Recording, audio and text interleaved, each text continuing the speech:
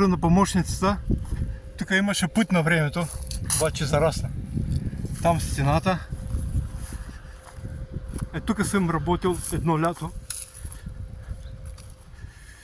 Сергей работил 95-та, 96-та. После заминал за казарма, аз дойдох от Русия. После работих тук.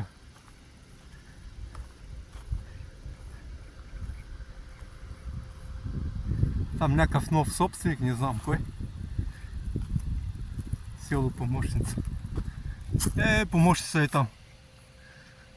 Оттам съм снимал. Тук съм, цялото лято съм пазач бил. Там фургон беше.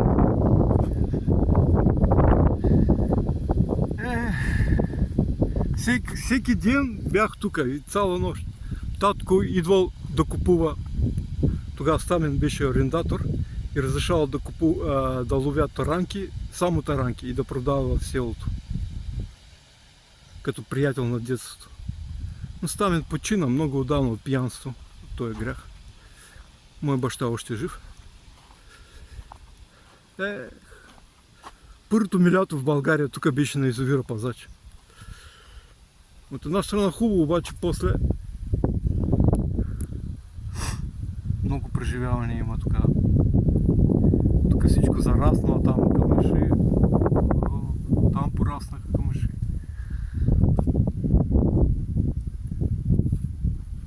Някакъв нов собственик тук.